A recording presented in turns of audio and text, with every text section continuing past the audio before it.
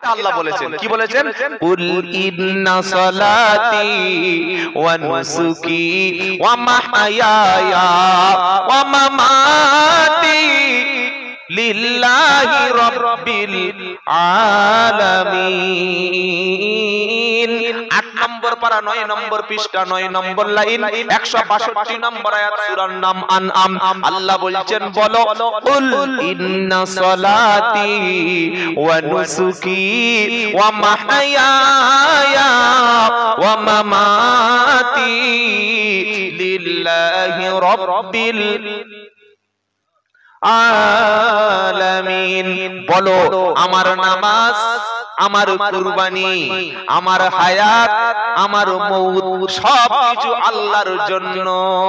নামাজ কার জন্য? কুরবানি কার জন্য? নামাজ আগে না কুরবানি আগে? জোরে বলুন। নামাজ আগে। যত মানুষ কুরবানি করে তত মানুষ কি নামাজ পড়ে? আর কয়েকটা দিন পরে দেখবেন সব বড় বড় গরু, বিশাল গরু, 60,000, 70,000, 80,000। এই ওনাকে এক জায়গায় বসতে বলুন, পাশে বসতে বলুন। বাবা তুমি বসো, শেষে টাকা দেব, ডিস্টার্ব করো না বাবা, বস। বাবাজিরা, আল্লাহ ভাইরা, আল্লাহ বলছেন নামাজ আগে, আর আমরা মুসলমানরা কুরবানি দিয়ে কিন্তু নামাজ পড়ি না। বড় আশ্চর্য কথা। 60,000, 70,000, 80,000 টাকার গরু প্রতিযোগিতা করে। আপনাদের বর্তমানে আছে কি জানি না, আমাদের 24 পরগনায় হালিম মিয়া গরু কিনেছে 90,000 টাকা দিয়ে, এক ওয়াক্ত নামাজ পড়ে না। ডালিম মিয়া বলল আমি গরু কিনবো 1 লাখ টাকা। হালিম আর ডালিম দুই ভাই, আর মুসলমানের নাম তো সেই রকম, হালিম ডালিম এসব নাম। যাই হোক, তো 1 লাখ টাকা দিয়ে জুমার নামাজ হচ্ছে, গরুটাকে নিয়ে রাস্তায় ওই খড় বা অন্যান্য কিছু খাওয়া দিচ্ছে। মুয়াজ্জিন সাহেব আজান দিতে যাচ্ছে, বলছে ভাই নামাজ পড়তে যাবে না? যেতাম, কিন্তু গরু কিনেছি তো এটাকে এখন একটু মানে দেখাশোনা করতে হবে। এখন গরু কোনটা আমি বুঝতে পারছি না, ওইটা গরু না যে নিয়ে ঘুরছে সেটা গরু। আগে নামাজ পরে কুরবানি। যার নামাজ নাই তার কুরবানি। জোরে বল। এই কথা সূরা কাউসার বলছে, ইন্না আতাইনাকাল কাউসার ফাসল্লি। জানেন না? বলুন, ফাসল্লি লিরাব্বিকা ওয়ানহার ইন্না শানিআকা হুয়াল আবতার। হে আমার নবী, নিশ্চয়ই আমি আপনাকে কাউসার দান করেছি। ফাসাল্লি, নামাজ পড়ুন, নামাজ আদায় করুন, লিরাব্বিকা, আপনার রবের জন্য। শেষের শব্দটা হচ্ছে ওয়ানহার, নাহার করুন, রক্ত প্রবাহ করুন, কুরবানি করুন। আগে নামাজ পরে, জোরে বলুন, আগে নামাজ। ঈদের দিন নামাজ আগে না কুরবানি আগে? কি গো, ফজরের নামাজ পড়ে হুজুর একটু আমারটা জবাই করে দিন, আর পরে নামাজ পড়ব। ওটা গোশত খাওয়া হবে, কিন্তু কুরবানি হবে কি? নামাজ আগে, কুরবানি পরে। নামাজ নাই, বলুন না আমার সাথে, নামাজ নাই, কুরবানি। এটা ইমাম সাহেব বললে তার চাকরি নাই। কি, নামাজ নাই কুরবানি নাই, আর ইমাম বললে চাকরি নাই? এই তো সমাজের অবস্থা। তাই নামাজ, নামাজ, নামাজ। আমার ভাইরা, আল্লাহ পাক শোনাচ্ছে, আমার সাহায্য, আমার মদদ তোমাদের জন্য নেমে আসে নামাজের মাধ্যমে। তাহলে সূরা আনফালের মধ্যে আল্লাহ বলছেন গুণ থাকবে ইমানদারের 5টা। 1 নম্বর হলো ইন্নামাল মুমিনুনাল্লাযীনা ইযা যুকিরাল্লাহু ওয়াজিলাত কুলুবুহুম। ইমানদার ব্যক্তি যখন আমি আল্লাহ আমার কথা স্মরণ করবে, ইমানদার ব্যক্তির সামনে যখন আল্লাহর নাম স্মরণ হবে, ইমানদার ব্যক্তি আল্লাহর নাম স্মরণ করলে ইমানদারের অন্তর তখন কেঁপে যাবে। জোরে বলুন সুবহানাল্লাহ। ইমানদার ব্যক্তি সে আল্লাহর নাম উচ্চারণ হলে অন্তরে কম্পন আসবে, অন্তরের মধ্যে তার চিন্তা পাল্টে যাবে। মনে করবে রব্বানা, আপনার নামের কথা স্মরণ হয়েছে, আমার চলা বলা সবকিছু পাল্টাতে হবে, কারণ আমি একজন ঈমানওয়ালা।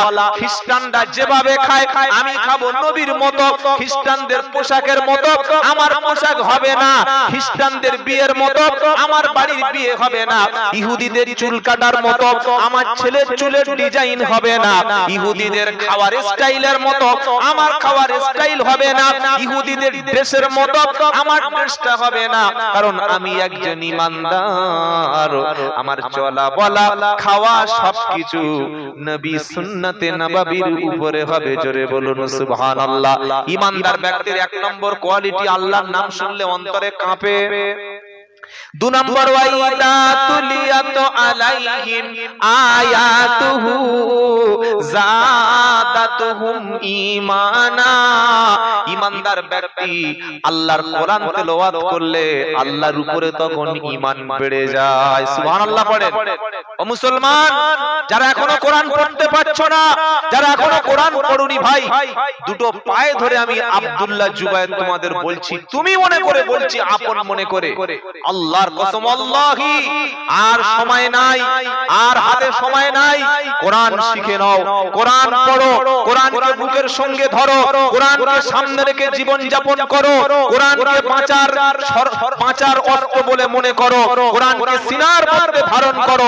এই কোরআন কিয়ামতের দিন হয় পক্ষে সাক্ষী দেবে, অথবা এই কোরআন তোমার বিপক্ষে সাক্ষী দেবে। যদি তুমি সারাটা দিন সারা জীবন কোরআনের সাথী হয়ে থাকো, কোরআনের কথা অনুযায়ী জীবন যাপন করো, কোরআন তেলাওয়াত করো, কোরআন ভালোবাসো, কোরআনকে বুকের সঙ্গে তুলে নাও, কোরআন পড়ো, রাতের বেলা কাঁদো, কোরআনকে পড়তে পড়তে ঘুমিয়ে যাও, ওই কিয়ামতের দিন যদিও আমি আপনি পাপ করে থাকি, আল্লাহ রাব্বুল আলামিনের কোরআন বলবে, রব্বানা, যে ব্যক্তি কোরআন পড়ে ঘুমাতো, দিনের শুরু হতো কোরআন দিয়ে। প্রত্যেকদিন মুসলমানের বাড়িতে দিনের শুরু হবে ইয়াসিন দিয়ে। কি দিয়ে? জোরে বলেন। ইয়াসিন দিয়ে দিন শুরু হবে, আর দিনের শেষ হবে রাতে ঘুমানোর সময় কোন সূরা? জোরে বলেন। আব্দুল্লাহ ইবনে আব্বাস রাদিয়াল্লাহু তাআলা আনহু তিনি ইন্তেকাল করছেন, ইন্তেকালের সময় তার ছেলেদের বলছে, ছেলেরা আমি তো পৃথিবী থেকে চলে যাচ্ছি। ছেলেরা বললেন, আব্বা আপনি তো পৃথিবী থেকে চলে যাচ্ছেন, আমাদের জন্য কি দিয়ে যাচ্ছেন, সম্পদ কি দিয়ে যাচ্ছেন বলুন। আব্দুল্লাহ ইবনে আব্বাস রাদিয়াল্লাহু তাআলা আনহু বলল, ছেলেরা তোমাদের জন্য জমি, তোমাদের জন্য সম্পদ, অর্থ টাকা পয়সা কিছু রেখে যাচ্ছি না, তোমাদের কাছে সেই শ্রেষ্ঠ নিয়ামত দিয়ে গেলাম, যার নাম হলো সূরাতুল ওয়াকিয়া। সুবহানাল্লাহ বলে। 27 পারা সূরা রহমানের পরে সূরার নাম হলো ওয়াকিয়া। এই সূরাটি রাতের বেলা যারা তেলাওয়াত করবে, বিশ্বনবী মুহাম্মদ মুস্তাফা সাল্লাল্লাহু আলাইহি সাল্লাম বলেন, আল্লাহ তাআলা তার রুজির কষ্টটা তিনি দূর করে দেবে। জোরে বলুন না সুবহানাল্লাহ। সূরা ওয়াকিয়া তেলাওয়াত করুন, রুজির অভাবকে দূর করে দেবেন কে? জোরে বলেন আল্লাহ। অনেকের বাড়িতে জিন, খবিস, পেতনি, ভূত, দুষ্টু, শয়তানের আমদানি আছে না নাই? হুজুর একটু ফুঁক দিয়ে দাও, হুজুর একটু ব্যবস্থা করে দাও, হুজুর একটু তাবিজ দিয়ে দাও, হুজুর একটু চলো, মানে ইমাম সাহেবের পেরেশানি করে দেবে। কি করে না? একটা সূরা কোরআনে আছে, ওই সূরাটির নাম হলো সূরাতুল বাকারা। সূরা ফাতিহার পরের সূরা। আলিফ লাম মিম দালিকাল কিতাবু লা রাইবা ফীহি হুদাল লিল মুত্তাকিন আল্লাযীনা ইউমিনুনা বিল গায়বি ওয়া ইউকিমুনাস সালাতা ওয়া মিম্মা রাযাকনাহুম ইউনফিকুন। এই সূরা বাকারার কিছু অংশ আপনি প্রতিদিন বাড়িতে তেলাওয়াত করবেন। বিশ্বনবী বলেন, সূরা বাকারা যারা তেলাওয়াত করবে, আল্লাহ তাআলা ওই বাড়িতে নিরাপদ রেখে দেবেন দুষ্টু জিন, দুষ্টু খবিস, শয়তান। সূরা বাকারা তেলাওয়াতকারীর বাড়িতে কখনো উকি মেরে দেখে না। সুবহানাল্লাহ বলে। সকাল হলে ডিজে, আর রাতে হলে কি সিরিয়াল আছে না? হা হা। বাড়ির মেয়েদের রমজান মাস আসলে দুলে দুলে ইয়াসিন পড়ে খতম করে তুলে রেখে দিল 27 রাতে। ব্যাস, এবার ওই কোরআনটা কবে নামাবো শ্বশুর শাশুড়ি মারা গেলে তবে নামাবো না ভাই। কোরআন প্রত্যেকদিন তেলাওয়াত করুন। ঈমানকে বাড়িয়ে দেবেন কে? জোরে বলেন। কোরআনের সঙ্গে সম্পর্ক মুসলমানদের হবে। আজ মুসলমানদের সম্পর্ক গানের সাথে, বাজনার সাথে। ছোট্ট একটা বাচ্চা ছেলে 10টা 12টা 14টা গান মুখস্থ, কিন্তু মুসলমানের ছেলে বাবা সূরা পড়তে পারো? কোন সূরা?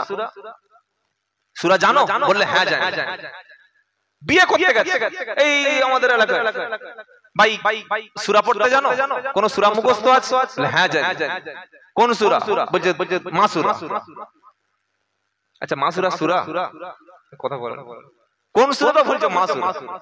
আস্তাগফিরুল্লাহ, আস্তাগফিরুল্লাহ। আপনার বাচ্চা মাধ্যমিক পাস করার সাথে সাথে মিনিমাম 10টা সূরা, আলাম তারা থেকে নাস, 10টা সূরা, নামাজের দোয়াগুলি, ফরজ ওয়াজিব সুন্নাত, এতটুকু অন্তত শিখবে। ইমাম যদি এক সপ্তাহ বাড়িতে চলে যায় 5 ওয়াক্ত নামাজের ইমামতি করতে পারবে, এই রকম কোয়ালিটি, কোয়ান্টিটি, এই রকম এবিলিটি আপনার সন্তানের জন্য যেন থাকে, এই আশাটুকু করুন। বাড়িতে ফিরে গিয়ে আপনার ছেলে স্কুল, কলেজ, ইউনিভার্সিটি পড়ার সাথে সাথে ওকে কোরআন শিক্ষার ব্যবস্থা করুন।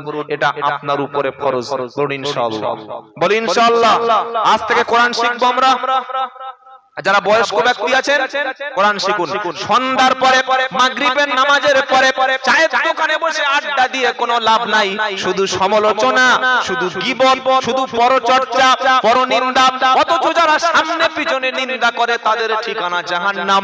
ওয়াইলুল লিকুল্লি হুমাযাতিল লুমাযা আল্লাযী জামাআ মালাও ওয়া আদ্দাদা ইয়াহসাবু আন্না মালাহু আখলাদা কাল্লা লা ইউনবাদান্না ফিল হুতামা। কোরআন শোনাচ্ছে সূরা হুমাযা। ধ্বংস তাদের জন্য, জাহান্নাম তাদের জন্য ঠিকানা। ওয়াইল নামক একটা কঠিন জায়গা জাহান্নামে তাদের ঠিকানা। যারা সামনে নিন্দা করে, পিছনে নিন্দা করে, গীবত, পরচর্চা, পরনিন্দা করে, আর শুধু মাল জমা করে আর গণনা করে, শুধু নিন্দা মন্দ করে, আখিরাত নিয়ে ভাবে না।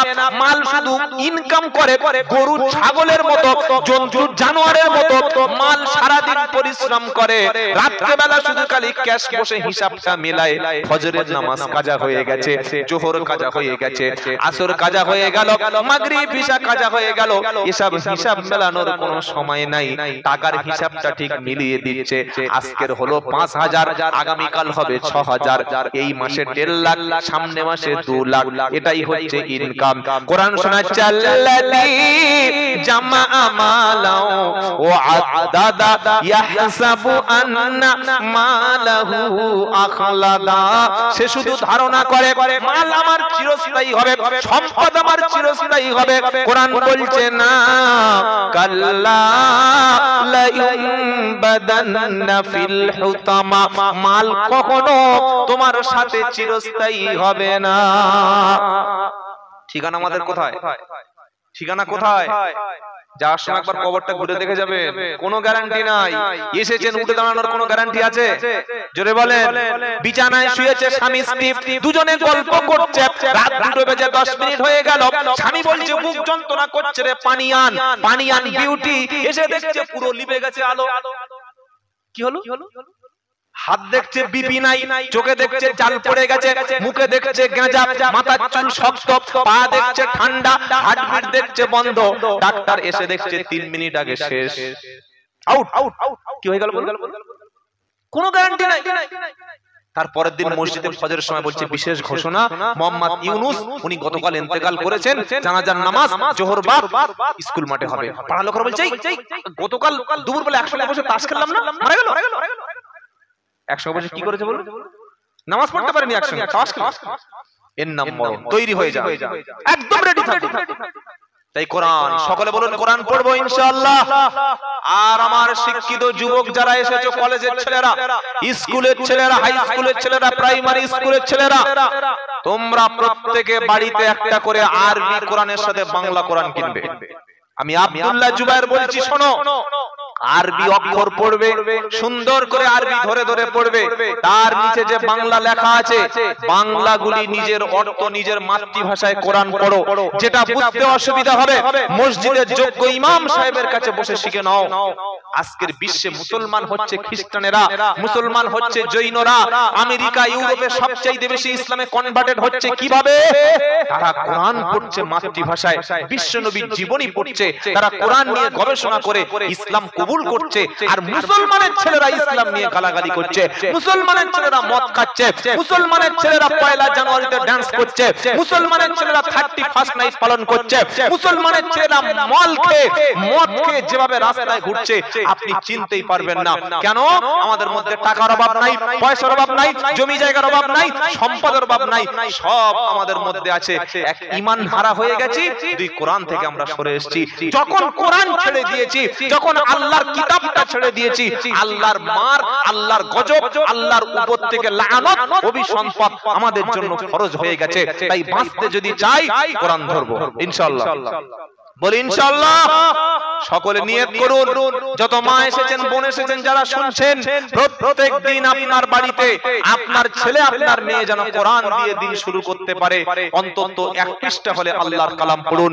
রাতে ঘুমাতে যাবেন সূরা ওয়াকিয়া পড়ে ঘুমাবেন। আর একটা ছোট্ট আমল বলে দেব, সূরা ইখলাস মুখস্থ আছে না? কুল হু আল্লাহু আহাদ পড়েন আমার সাথে।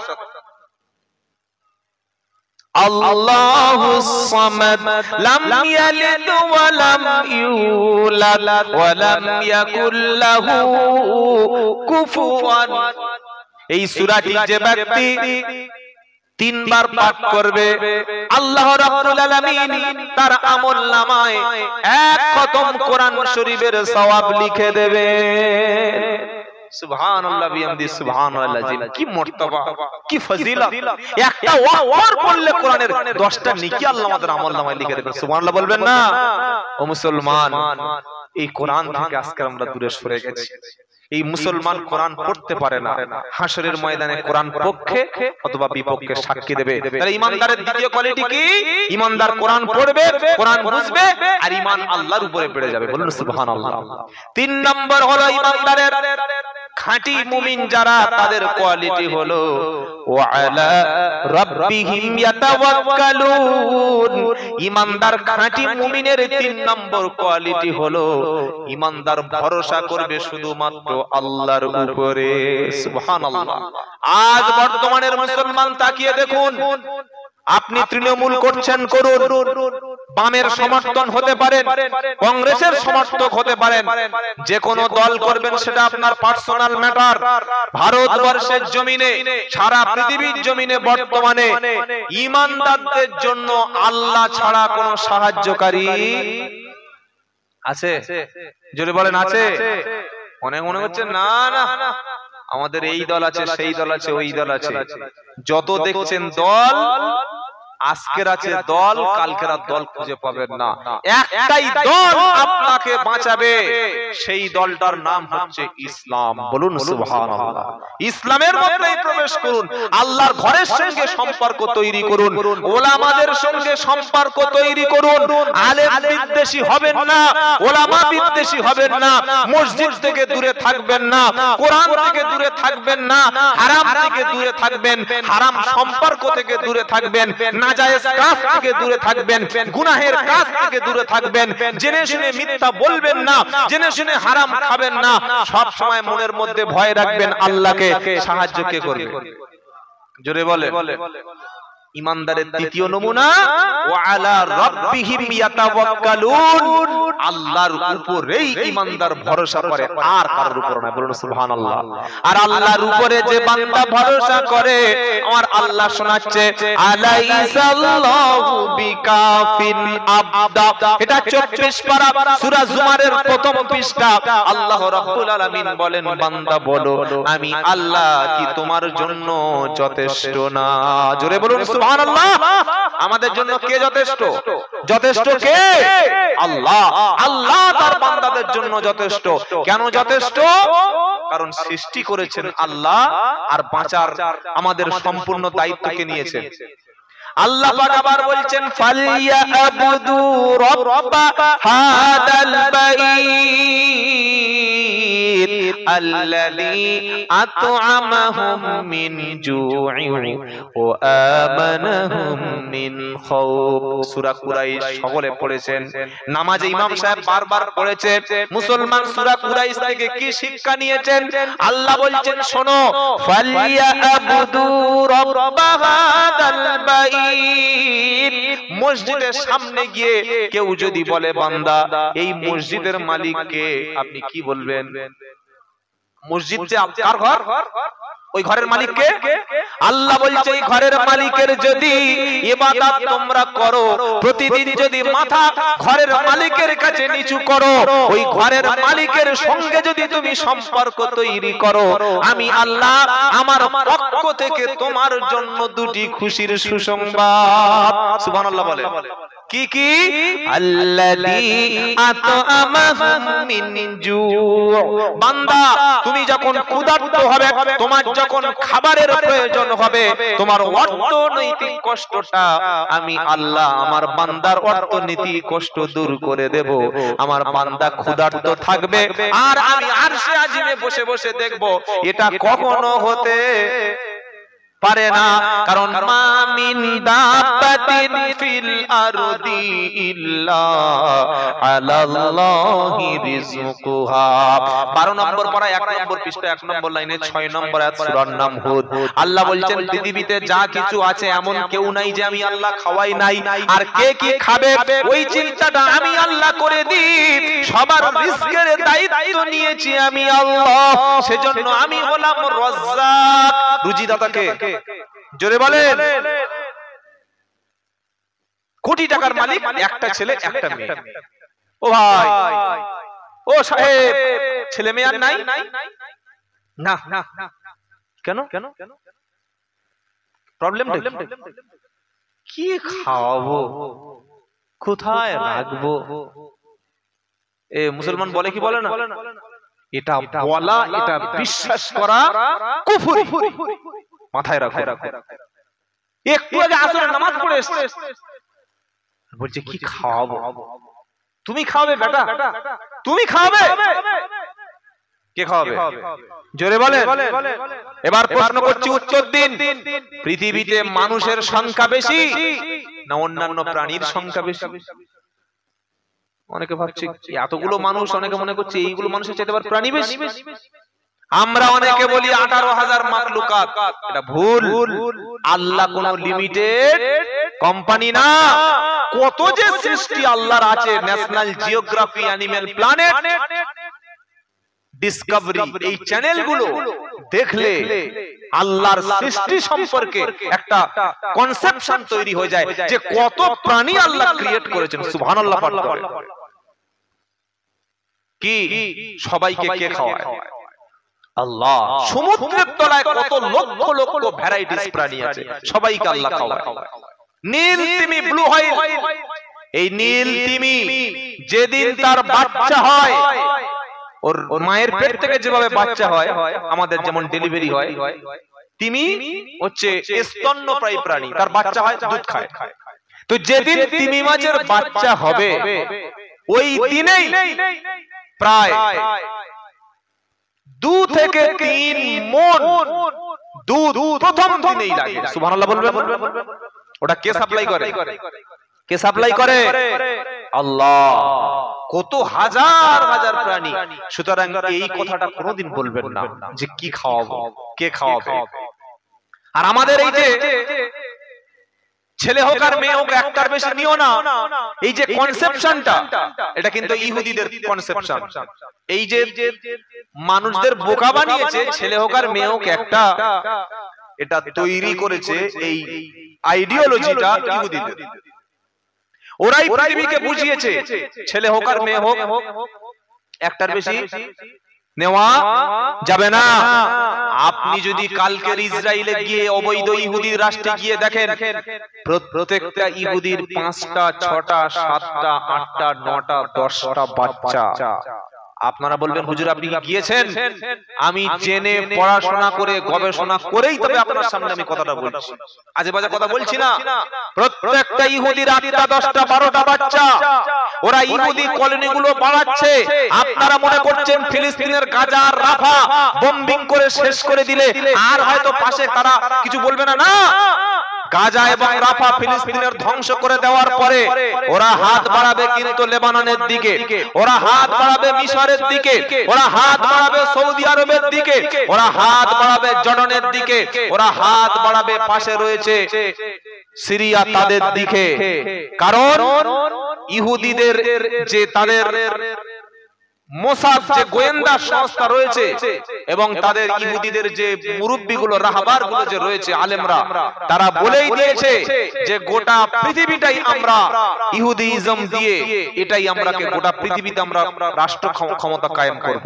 আর তাদের মাসি যে দাজ্জাল, তাদের মাসি এসে তাদের পৃথিবীতে পুরো ইহুদি রাষ্ট্র কায়েম করবে। তাই একের পর এক তারা কলোনিগুলো দেশগুলো দখল করছে এবং আগামীতে করবে, কারণ তাদের পিছনে রয়েছে আমেরিকা। এই ইহুদিরা বিশ্বের মানুষদেরকে বোকা বানিয়েছে যে দুটো, একটা ছেলে একটা মেয়ের বেশি হলে তোমাদের জন্য সুখ শান্তি নয়, তোমাদের জন্য বিপদ, তোমরা খাওয়াতে পারবে না, বাচ্চাদের পড়াশোনা শিক্ষা দিতে পারবে না। অথচ তাদের প্রত্যেকের 8টা 10টা বাচ্চা।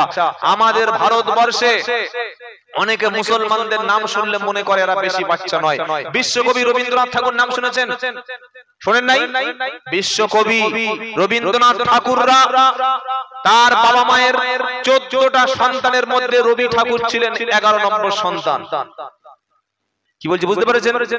আমাদের যে প্রধানমন্ত্রী নরেন্দ্র মোদী ভাই, তারাও কিন্তু 5 ভাই বোন, যোগীরাও 5-6 ভাই বোন, প্রত্যেক নেতা নেত্রীরা তাদের 5-6-7 জন করে ভাই বোন। সুতরাং বেশি সন্তান নেওয়াটা এটা দোষের না। আমাদের রাষ্ট্রে যে টাকা রয়েছে, সম্পদ রয়েছে, যদি নেতারা দুর্নীতি না করত, যদি নেতারা বেইনসাফি না করত, জনগণের ন্যায্য অধিকার যদি ফিরিয়ে দিত, মানুষ না খেয়ে মরার মতো অবস্থা হতো না। এই যে 18,000 ছেলের চাকরি চলে গেল, তাই তো নাকি? কত হাজার? 26,000 চাকরি বাতিল হলো। ভেবেছেন রায়টা কি দিল? যত চাকরি গেছে, এতদিন যারা চাকরি করেছে তাদের টাকাগুলো আরো 7% সুদ সহ ফেরত দিতে হবে। আশ্চর্য কথা। পুরো শিক্ষা ব্যবস্থাটাকে ধ্বংস করে দেওয়ার, কোর্ট থেকে সরকার থেকে শুরু করে পুরো সিস্টেমটাকে ধ্বংস করে দেবে। সিস্টেমটাকে, শিক্ষাটাকে আপনি ভাবতে পারছেন? স্কুলে মাস্টার না থাকলে আমাদের ছাত্ররা গিয়ে মানুষ হবে কোথায়? পড়াশোনা করবে কোথায়? তারা কোথায় পড়াশোনা করবে? কেন আমরা কথাগুলো বলছি?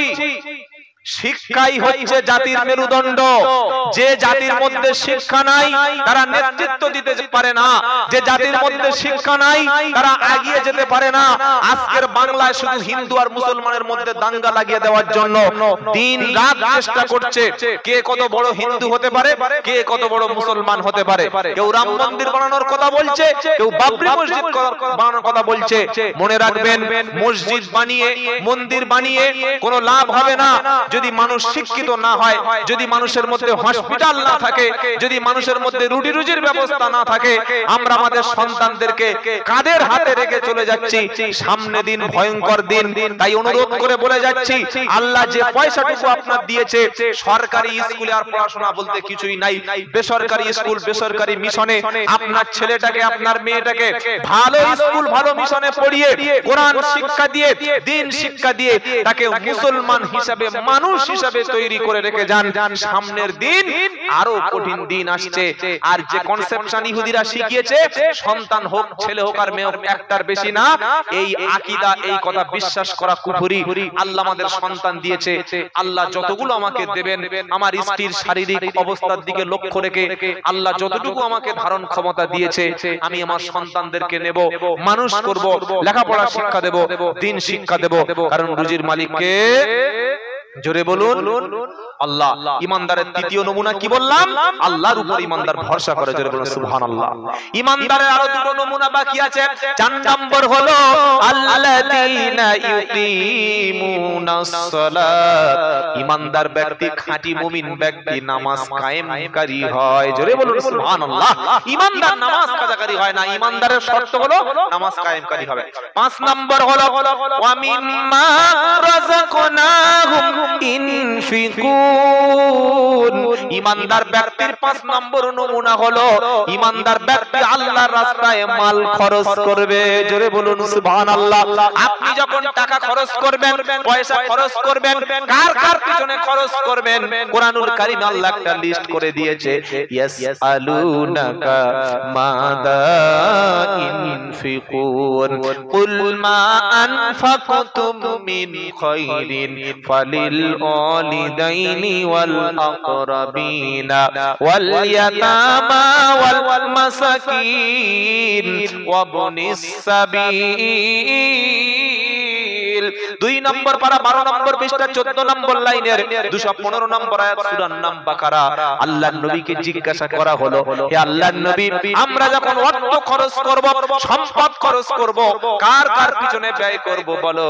নবীজি একটা লিস্ট করে দিচ্ছে আল্লাহ কোরআনে। কুল মা আনফাকতুম মিন খায়রিন ফালিল ওয়ালিদাইনি ওয়াল আকরাবিন। তোমরা যখন তোমাদের সম্পদ, তোমাদের টাকা, তোমাদের অর্থ ব্যয় করবে, আগে তোমার আব্বা আম্মার পিছনে খরচ করবে। জোরে বলুন সুবহানাল্লাহ। আগে বাপ মা, আগে কে? বাপ এবং মা। 2 নম্বর ওয়াল আকরাবিন। তোমার নিকট আত্মীয় যারা, তোমার চাচাতো ভাই গরীব আছে, তোমার নিজের ছোট ভাইটা গরীব, তোমার বাড়ির পাশে একটা অসহায় ব্যক্তি আছে, সে তোমার আত্মীয়তা, তার সঙ্গে তোমার রক্তের সম্পর্ক আছে। তুমি হজে গিয়েছো একবার, আর বারবার উমরায় যাওয়ার দরকার নাই, একবার হজ করলে হজ আদায় হয়ে যাবে। ওই উমরার টাকাটা দিয়ে তুমি মনে করছো আল্লাহকে খুশি করবে। তোমার বাড়ির পাশে একটা বিধবা মা আছে, তার একটা ঘরের ব্যবস্থা করে দাও। এতিম বাচ্চা আছে, তার দায়িত্বটা তুমি নিয়ে নাও। তোমার বাড়ির পাশে একজনের ঘর থেকে বৃষ্টি হলে ঝরঝর করে জল পড়ে, তুমি তার ঘরে একটা ছাউনি করে দাও। তোমার বাড়ির মধ্যে, গ্রামের মধ্যে এমন গরীব মানুষ আছে যারা খাওয়া পায় না, চিকিৎসার জন্য যারা ওষুধ কিনতে পারে না, তুমি টাকা দিয়ে, অর্থ দিয়ে তাদের যদি সাহায্য করো, কিয়ামতের দিন এর বিনিময়ে আল্লাহর জান্নাত আল্লাহ তোমাকে দিয়ে দেবে। জোরে বলুন সুবহানাল্লাহ। জোরে বলুন না সুবহানাল্লাহ। মুসলমানের মধ্যে ফকির থাকবে কেন? মুসলমানদের মধ্যে যাকাতের 2.5% টাকা ফরজ, ফিতরার মতো একটা দান রয়েছে। তারপরে মুসলমানদের মধ্যে একটা বিশাল অঙ্কের টাকা রমজান মাসে মুসলমানরা দান করে।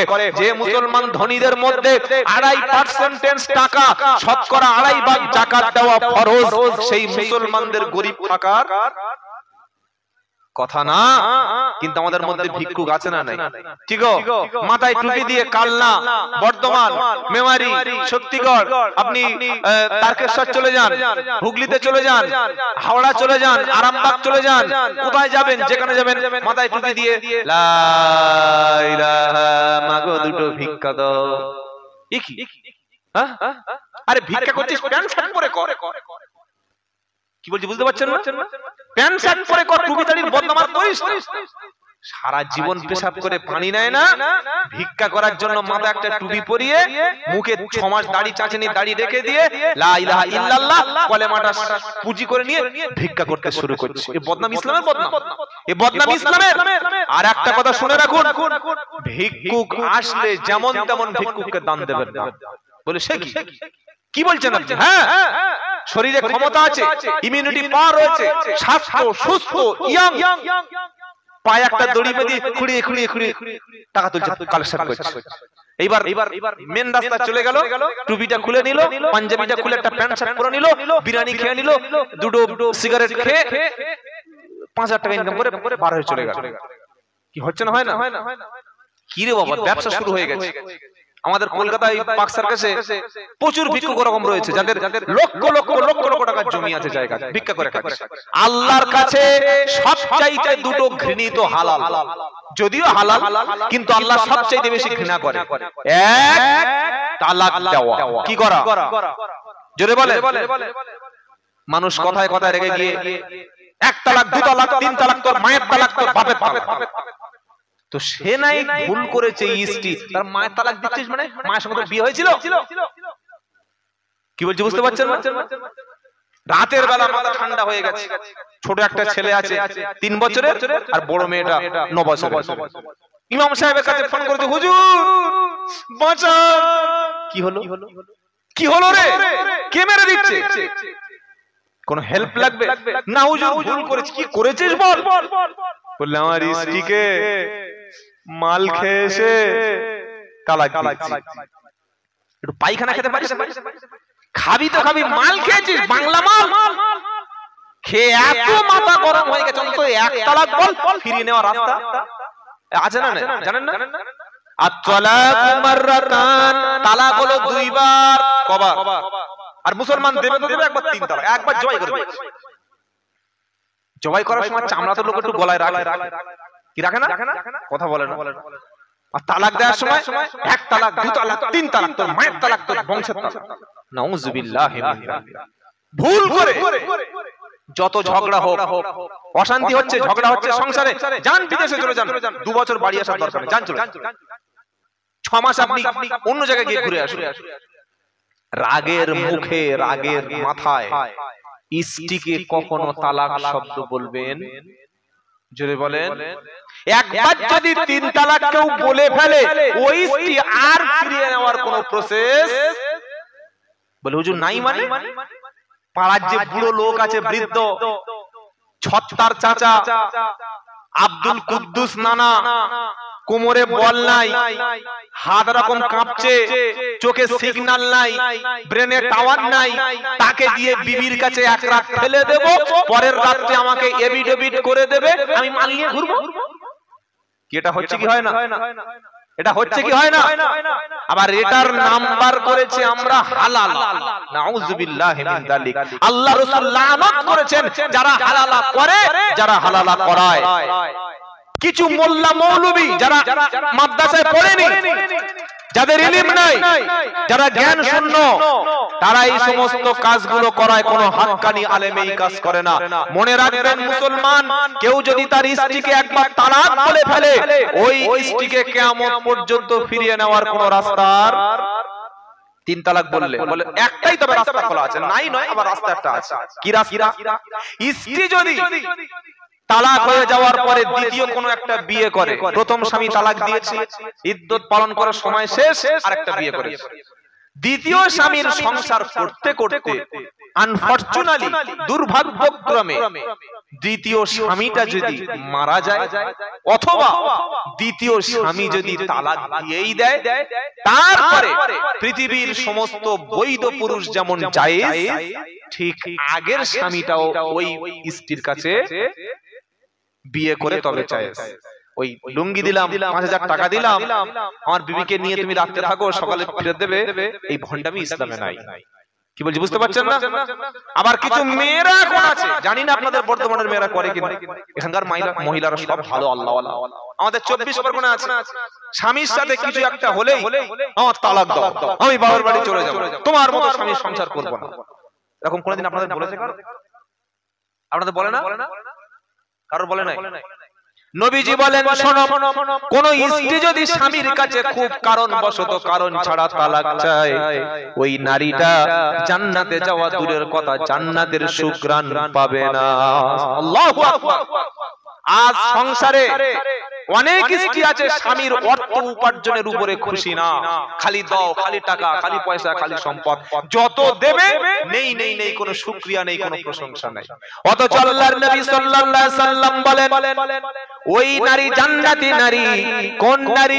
যে নারী এমন অবস্থায় মারা গেল স্বামী তার প্রতি সন্তুষ্ট ছিল, স্বামীকে খুশি করে কোন নারী যদি মারা যায়, আল্লাহ রাব্বুল আলামিন ওই স্ত্রীর জন্য জান্নাত দান করে দেবেন। জোরে বলুন সুবহানাল্লাহ। আবার নবীজি বলেন, মহিলাদের কাজ হলো 4টি। জান্নাতে যাওয়ার জন্য মহিলাদের 4টি কাজ। ইযা সাল্লাত খামসাহা, যদি কোনো মেয়ে ছেলে 5 ওয়াক্ত নামাজ পড়ে, ওয়াসামাত শাহরাহা, রমজান মাসে 1 মাস রোজা রাখে, ওয়াতাআত বালাহা স্বামীর আনুগত্য করে, স্বামীর কথা মেনে চলে। 4 নম্বর ও আহসানাত ফারজাহা লজ্জাস্থান হেফাজত করে, ফরজ পর্দার সঙ্গে নিজের চরিত্রকে হেফাজত করে। এক হলো 5 ওয়াক্ত ফরজ নামাজ, 2 নম্বর হলো রমজানের রোজা, 3 নম্বর স্বামীর খেদমত, 4 নম্বর ফরজ পর্দা। এই 4টি কাজ যদি কোনো মেয়ে ছেলে করে মারা যায়, মরণের পরে আল্লাহ ওই মহিলার জন্য জান্নাতের 8টা দরজা সব খুলে রেখে দেবে। ওই মহিলা যে দরজা দিয়ে পারবেন আল্লাহর জান্নাতে চলে যাবে। সুবহানাল্লাহ বিহামদি সুবহানাল্লাহ আযীম। কিছু মূর্খ, কিছু নাস্তিক, কিছু বেঈমান, কিছু কাফের তারা বলে ইসলাম নাকি নারীদেরকে অধিকার দেয়নি। মুসলমান শুনে রাখো, যে যুগে মুহাম্মদ সাল্লাল্লাহু এসেছিলেন সেই যুগে মেয়ে জন্মগ্রহণ করাটাই ছিল পাপ। কারোর বাড়িতে মেয়ে হয়েছে, বাপ জন্মের পরে গলা ধরে মাটির মধ্যে জ্যান্ত পুঁতে দিল। কোরআন এসে প্রথমে প্রশ্ন করলো বিআই দামবিন কুদিলাত, কি অপরাধ করেছে মেয়েটা, কেন তাকে মাটির মধ্যে পুঁতে দেওয়া হলো? যে যুগে মেয়ে হলে মাটির মধ্যে পুঁতে দেওয়া হচ্ছে, সেই যুগে নবী বললেন 3 কন্যার পিতা যদি কেউ হতে পারে, 3টি কন্যা সন্তানের বাপ যদি কেউ হয়, 3টি মেয়েকে দ্বীন শিক্ষা দেবে, ঈমান শিক্ষা দেবে। 3 কন্যার পিতা আমি নবী মুহাম্মদ সাল্লাল্লাহু আলাইহি সাল্লাম জান্নাতে একই সাথে থাকবো। জোরে বলুন সুবহানাল্লাহ। আবার নবীজি সাল্লাল্লাহু আলাইহি সাল্লাম বলেছেন ছেলেকে যেমন লেখাপড়া শিক্ষা দেবে, মেয়েকে ঠিক তেমন করে লেখাপড়া শিক্ষা দাও। অনেক ব্যক্তি আছে ছেলেকে লেখাপড়া শিক্ষা দেয়, মেয়েকে পড়ায় না। মেয়ে ছেলে কি হবে? পড়াশোনা শিখে মেয়েদের কি হবে? ও পরের বাড়িতে কাজ করবে, স্বামীর খেদমত করবে, দরকার নাই। না ভাই, মুসলমানদের মধ্যে বিশেষ করে আমরা অনেকে মেয়েদের নারী শিক্ষার বিরোধিতা করি। সেই যুগে আয়েশা সিদ্দিকার চাইতে সবচাইতে শিক্ষিতা এডুকেটেড ছিলেন আম্মা জান আয়েশা রাদিয়াল্লাহু তাআলা আনহা। তিনি ছিলেন কোরআনের হাফেজা, অসংখ্য মাসআলা তিনি সাহাবাদেরকে দার্স দিতেন। 2210টা হাদিস আম্মা জান আয়েশা সিদ্দিকা তিনি বর্ণনা করেছেন। অসংখ্য সাহাবা মাসআলার ক্ষেত্রে যখন তারা পরামর্শ করতেন, আম্মা জান আয়েশা সিদ্দিকার কাছে সাহাবারা গিয়ে পর্দার আড়াল থেকে মাসআলা সেখান থেকে নিতেন। সুতরাং আপনার বাড়িতে যদি কোনো মেয়ে থাকে, কোনো কন্যা থাকে, ফরজ পর্দা করিয়ে হেফাজতের সঙ্গে যতটুকু লেখাপড়া তাকে শিক্ষা দিতে হয়, আমরা আমাদের কন্যাদের লেখাপড়া শিক্ষা দেব বলুন ইনশাআল্লাহ। আমি আর বেশি কথা বলবো না, আর কয়েক মিনিট কথা বলবো। আমরা ধৈর্যের মানে অবসান ঘটাবো, বেশিক্ষণ কথা বলে লাভ নেই, ফজরের নামাজ যেন কাজা না হয়। আর একটা দুটো কথা শুনে আমরা বিদায় নেব। 3 নম্বর হলো আপনার কন্যাকে বিয়ের সময় টাকা পয়সা জমি জায়গা এই ছেলে দেখে আমরা মেয়েদের জন্য কি করি? পাত্র নির্বাচন করি। পরে দেখতে পাওয়া গেল ছেলেটা পিওর মাতাল, পিওর গাঁজাখোর, ছেলেটা একদম সমাজ বিরোধী। তখন আফসোস করে বলে ভাই কপালটা খারাপ হয়েছে, মেয়েটা তো বিয়ে দিলাম, মেয়েটা সুখে নাই। কেন? বললে এখন জামাই গাঁজা খায়, জামাই মাল খায়, জামাই হারাম ব্যবসা করে, জামাই অন্য নারীর সঙ্গে সম্পর্ক। এজন্য আল্লাহর নবী সাল্লাল্লাহু আলাইহি ওয়াসাল্লাম বলেছেন বিয়ের ক্ষেত্রে 4টি জিনিস তুনকাহুল মারআতু লিয়ারবাইন ওয়ালি মালিহা ওয়ালি হাসাবিহা ওয়ালি জামালিহা ওয়ালি দীনিহা ফাসবার বিজাতিদ দ্বীন। নবী সাল্লাল্লাহু আলাইহি বলছেন ও বেটা ছেলে, তোমরা অনেক সময় বংশ দেখো, সৌন্দর্য দেখো, স্ট্যাটাস দেখো।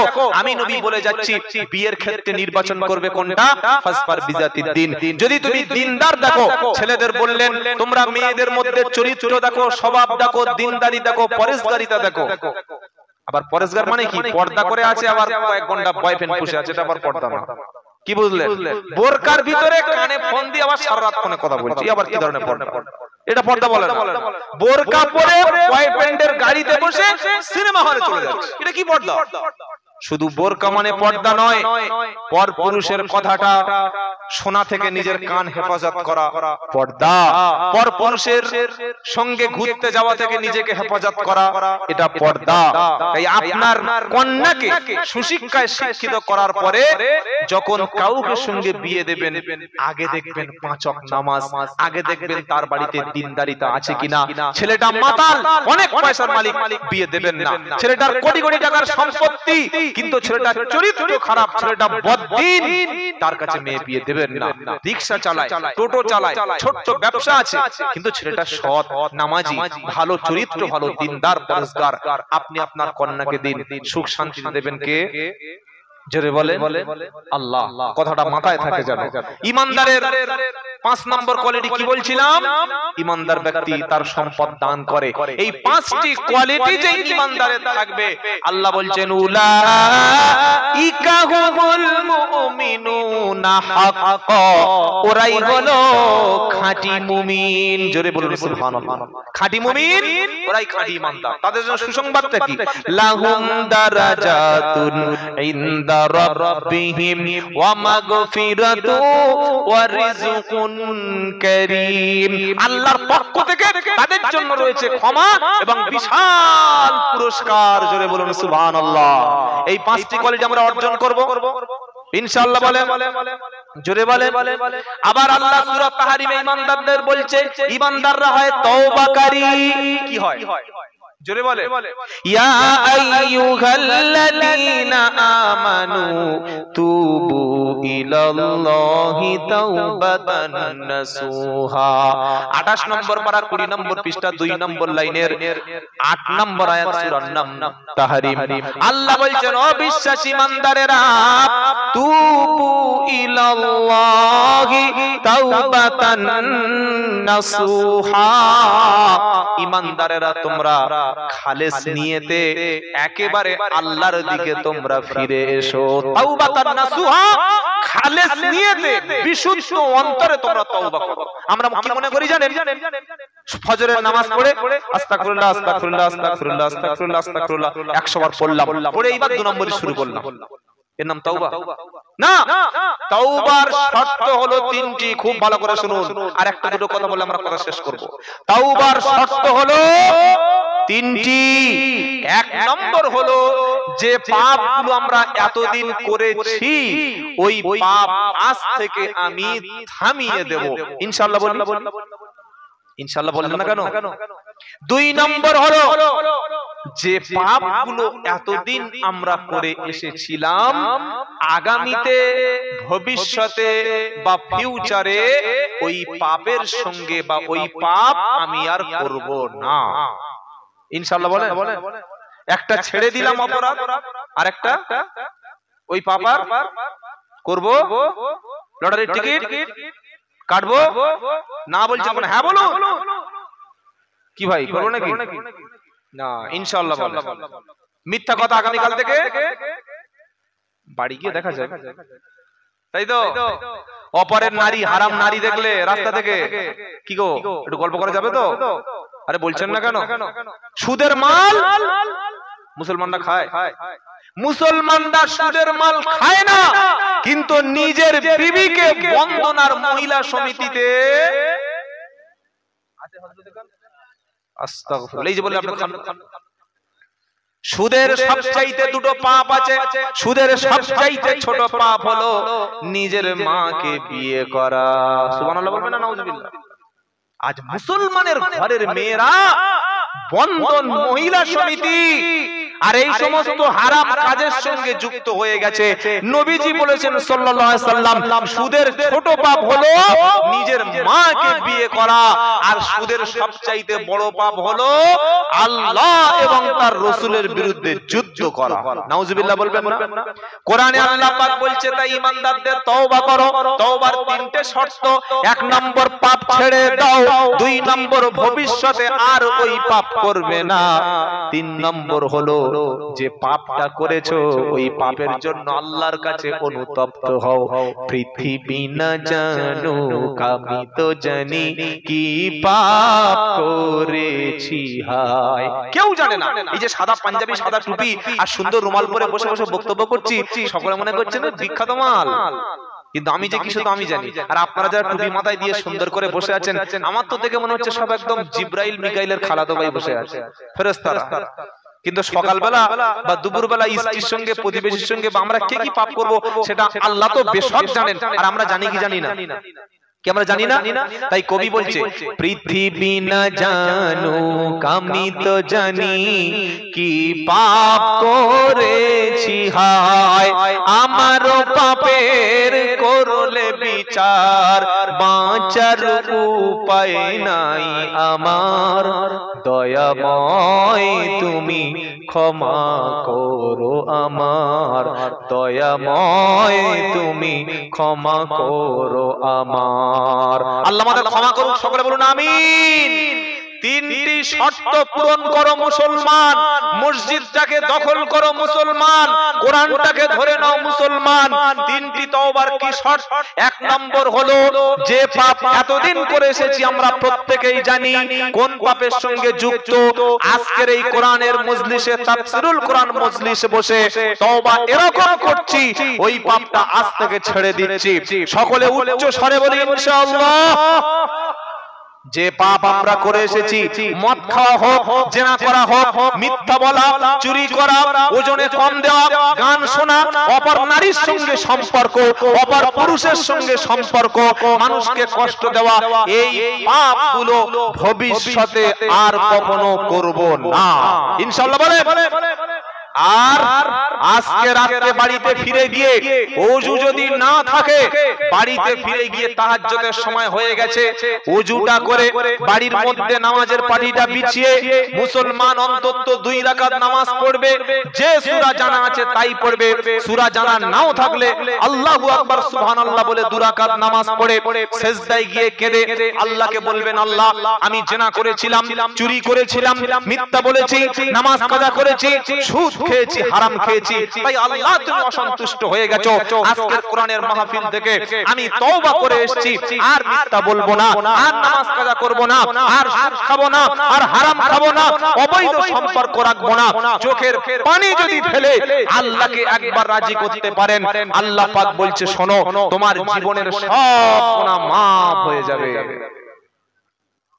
শুধু মাফ হবে না, আসল কথা যখন শুনেন নাই, ওই আয়াতটা বলবো ইল্লা মান তাবা ওয়া আমানা ওয়া আমিলা আমালান সলিহা ফাউলাইকা ইউবাদদিলুল্লাহু সাইয়্যাতিহিম হাসানাত ওয়া কানাল্লাহু গফুরুর রহিমা।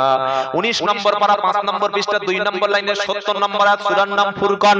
আল্লাহ বলছে কিন্তু তাদের মধ্যে ফিরে এসে তওবা করবে যারা, আর তওবা করার পরে ঈমান আনবে যারা, আমি আল্লাহ তাদের জীবনের সব গুনাহগুলি তো মুছে দেব, আর যে গুনাহগুলি জীবনে হয়েছে ওই গুনাহগুলি আমি আল্লাহ নেকি দিয়ে পরিবর্তন করে দেব।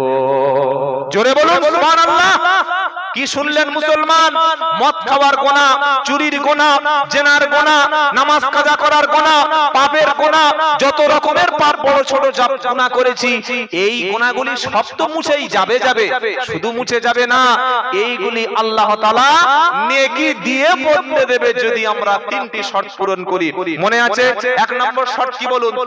পাপ আমরা ছেড়ে দেব। পাপ আমরা, জোরে বলেন, পাপ আমরা। 2 নম্বর শর্ত কি? মুখস্থ করে বাড়ি যান। 2 নম্বর হলো এই পাপ ভবিষ্যতে আর, জোরে বলেন, করব না। 3 নম্বর এই পাপের জন্য আমরা আল্লাহর কাছে কাঁদবো, চোখের পানি ফেলবো। সকলে ইনশাআল্লাহ বলেন, সকলে বলেন ইনশাআল্লাহ। ঈমানদারদের সম্পর্কে কয়েক হাজার কথা কোরআনে আছে, আর আমি লম্বা কথা বলতে চাই না। আমরা প্রত্যেকে যারা এসেছি শপথ নিন, আমরা পাল্টাবো, আমরা আমাদের সমাজ পাল্টাবো, আমরা নিজেদেরকে পরিবর্তন করব ইনশাআল্লাহ বলেন। কোরআনে আল্লাহ স্পর্শ বলে দিয়েছেন, স্পষ্ট আকারে স্পর্শ কথা বলে দিয়েছেন, স্পর্শকাতর কথা। কি বলেছে? সেই জাতিকে আমি আল্লাহ পরিবর্তন করি না। কোন জাতি? যে জাতি নিজের থেকে যতক্ষণ না পরিবর্তন হয়। একটা প্রশ্ন অনেকে করে থাকেন, কি জানেন?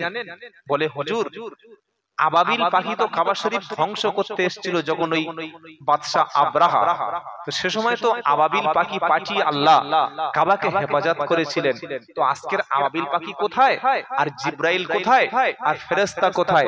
কই মায়ানমারে তো ফেরেশতা আসলো না, ইরাকে তো ফেরেশতা নামলো না, আফগানিস্তান ধ্বংস করে দিল, জিব্রাইল আসলো না, ফিলিস্তিনের লক্ষ লক্ষ মানুষ শেষ করে দিচ্ছে, ফেরেশতা কি মারা গেছে? আসলো না?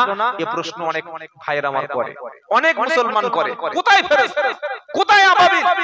সত্যি যদি আল্লাহ থাকে, সত্যি যদি ফেরেশতা থাকে, তাদের কথা এরকম নাস্তিকের মতো, ফেরেশতা কেন আসে না? কেন আসে না বলবো, এটা বলে আমরা কথা শেষ করছি। সেটা কি জানেন? যেদিন আব্রাহা বাদশা কাবা শরীফ ধ্বংস করতে গিয়েছিল, সেদিন কাবা শরীফ দেখাশোনার দায়িত্বে ছিল নবীর দাদু আব্দুল মুত্তালিব। আব্দুল মুত্তালিবের 200 মতো উট ছিল, কয়েকশো দুম্বা বকরি ভেড়া এগুলো ছিল। আব্রাহা বাদশার সেনাবাহিনী গিয়ে আব্দুল মুত্তালিবের উট ভেড়া দুম্বাগুলো প্রথমে দখল করেছে। নবীর দাদু আব্দুল মুত্তালিব আব্রাহার সঙ্গে দেখা করলো, জালিম বাদশা। বাদশা বলছে, বলো আব্দুল মুত্তালিব কি বলছো বলো। তখন আব্দুল মুত্তালিব বলছে, বাদশা আব্রাহা, তোমার সেনাবাহিনীর লোকেরা এসেছে, আমার উট, আমার দুম্বা, আমার ভেড়া বকরি দখল করে নিয়েছে, অবিলম্বে আমার উটগুলো দুম্বাগুলো ফেরত দাও। আব্রাহা বলছে, পাগল দেখেছি পৃথিবীতে অনেক, তোমার মতো তো পাগল দেখি না। আমরা কাবা ধ্বংস করতে এসেছি ইয়েমেনের সানা থেকে, তুমি কাবা শরীফকে বাঁচানোর জন্য আমার কাছে হাতে পায়ে ধরবে, তা না বলে তোমার উট চাইছো? ও মুসলমান, শুনে রাখো কথাটা, ঈমান মজবুত করো।